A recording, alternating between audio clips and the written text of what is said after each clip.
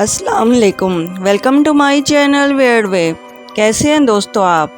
उम्मीद है खैरियत से होंगे। आज की कहानी हमें जाहिद ने भेजी है। उसने एक ऐसी लड़की के मुतालिक बताया है कि जिसे ना तो जिन्नात पर यकीन था और ना ही काले जादू पर यकीन करती थी, और एक वो ऐसी छोटी सी गलती कर बैठी जिसकी वजह से उसका पूरा ख़ानदान तबाह बर्बाद हो गया और वो ख़ुद भी अपनी उस गलती की भेंट चढ़ गई। कहानी का आगाज़ करती हूँ। वो कहता है, मेरा नाम जाहिद है। डेरा इस्माइल ख़ान में नोविल बाग टर्मिनल के पीछे खजूरों वाले बाग के साथ ईसाइयों का कब्रिस्तान है, जिसे गोरा कब्रिस्तान के नाम से याद किया जाता है। इस कब्रिस्तान के साथ एक घर है जो तकरीबन 10 सालों से बंद है। ये घर आबिद नामी एक बंदे का था, जिसकी फैमिली में इसकी माँ, बीवी, 2 बेटे और बेटी थी। इसकी बेटी को बचपन से ही नॉवेल पढ़ने का बहुत शौक़ था, लेकिन इसको जिन्नात पर यकीन नहीं था। वो जिन्नात के मुतल्लिक जब सुनती तो मजाक उड़ाती और कहती कि ये सब मन गढ़ंत बातें हैं। इसके बावजूद वो ना मानती। एक दिन वो शाम के बाद घर आ रही थी कि कब्रिस्तान के बाहर उसे पुतला दिखाई दिया। वो इसको उठाकर घर ले आई और इसके अंदर जितनी भी सुइयाँ लगी हुई थी वो उसे निकालने लगी। इसने जिन्नात पर यकीन नहीं करना था, न काले जादू पर। इसने सारी सुइयाँ निकाली और इसको अपने कमरे के शेल्फ पर सजा दिया। कुछ दिन बाद घर में अजीब व गरीब वाक़यात होने लगे। घर के तंदूर से अजीब किस्म की बू आने लगी, और जब तंदूर में झांका गया तो इसमें हज़ारों चूटियाँ थी जो जल रही थी। ये देखकर सबका दिल दहल गया। इसके बाद घर की औरतों के बाल झड़ने लगे, यानी वो आधी गंजी होना शुरू हो गई, और औरतें नीम पागल भी हो गई। आबिद की किताबों वाले गोदाम में आग लग गई। आबिद का छोटा बेटा कब्रिस्तान में मुर्दा पाया गया। चंद दिनों बाद आबिद का बड़ा बेटा भी मारा गया। इसकी पीठ में सारी सुइयाँ चुभी हुई थी।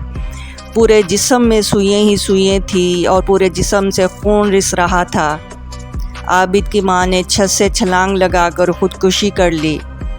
अब आबिद की बीवी भी कमरे में मुर्दा हालत में पाई गई। अब बात आती है इस लड़की की कि वो कहाँ गई।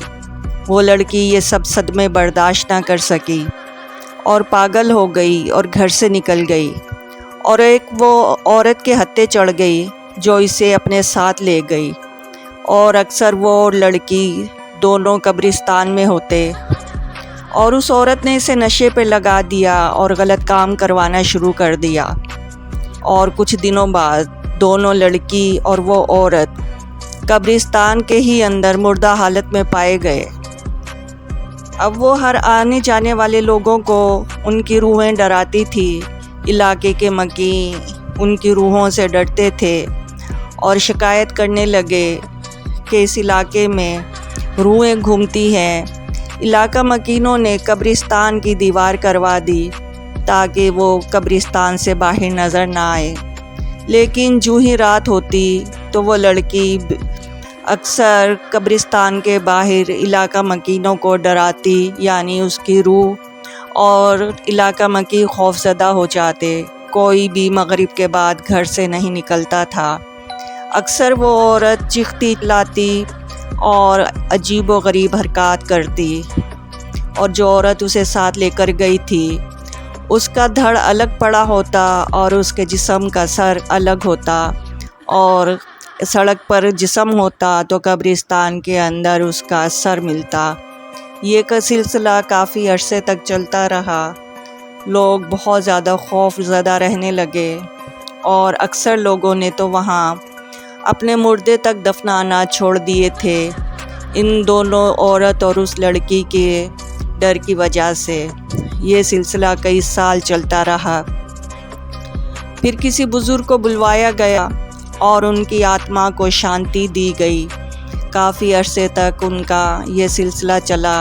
उस बुज़ुर्ग ने तकरीबन 40 दिन का चिल्ला कब्रिस्तान में ही काटा ताकि ये आने जाने वालों को परेशान ना करे। इस तरह उनकी रूह को सुकून मिला اور وہ کسی کو نظر نہیں آتی تھی۔ تو اس طرح وہ لوگ، وہاں کے لوگوں نے سکون کا سانس لیا، اور اب بھی جو لوگ وہاں پہ رہتے ہیں وہ یہ تصدیق کرتے ہیں کہ یہ واقعہ واقعی بالکل سچا ہے۔ تو دوستو، آج کی کہانی کیسی لگی؟ امید ہے کہانی پسند آئی ہوگی۔ اگر کہانی پسند آئی ہے ہمارے چینل کو سبسکرائب کریں اور بیل آئیکن کو پریس کریں، اور کمنٹس میں اپنی رائے سے آگاہ کریں۔